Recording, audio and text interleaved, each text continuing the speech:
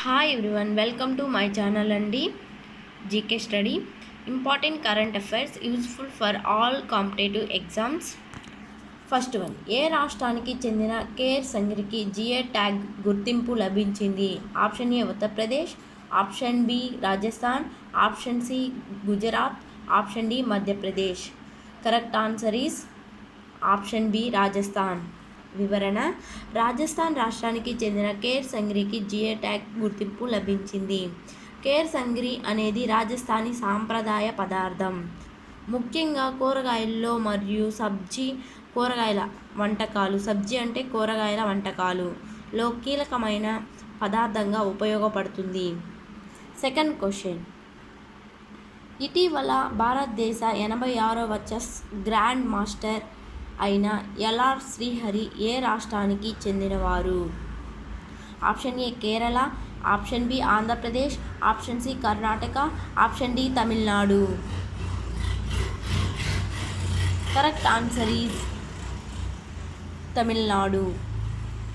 Option D Tamil Nadu. వివరణ: చెన్నైకి చెందిన 19 ఏళ్ల శ్రీ ఎల్ఆర్ శ్రీహరి భారతదేశం యొక్క 86వ గ్రాండ్ మాస్టర్ టైటిల్ను సాధించాడు.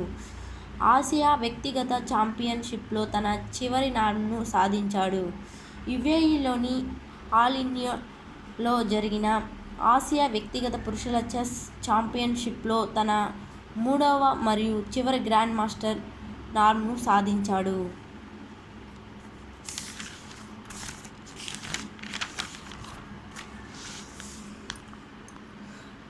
థర్డ్ క్వశ్చన్, చెంచు తెగ ప్రధానంగా ఏ ప్రాంతంలో కనిపిస్తుంది? ఆప్షన్ ఏ నల్లమలై అడవి, ఆప్షన్ బి అరావళి కొండలు, ఆప్షన్ సి చోటా నాగ్పూర్ పీఠభూమి, ఆప్షన్ డి ఏది కాదు. Correct answer is option A Nallamalai అడవి. వివరణ: తెలంగాణ ప్రభుత్వం ఇటీవల చెంచు తెగలు కుటుంబాల పరిస్థితులను మెరుగుపరిచేందుకు 10,000 ఇందిరమ్మ ఇళ్లను మంజూరు చేసింది. చెంచులు ప్రధానంగా ఆంధ్రప్రదేశ్లోని నల్లమలై అడవుల్లో నివసిస్తున్న ఆహార సేకరణ తెగ. వారి ఒంటరి జీవన శైలి మరియు తక్కువ అభివృద్ధి సూచికల కారణంగా వారిని ప్రభుత్వం ప్రత్యేకంగా దుర్బల గిరిజన సమూహంగా వర్గీకరించింది. చెంచు గ్రామాన్ని పెంట అని కూడా పిలుస్తారు. చెంచులు తెలంగాణ, కర్ణాటక మరియు ఒరిస్సాలో కూడా కనిపిస్తారు. చెంచు అని కూడా పిలువబడే వారి భాష ద్రావిడ భాషా కుటుంబానికి చెందినది మరియు చాలామంది తెలుగు కూడా మాట్లాడుతారు.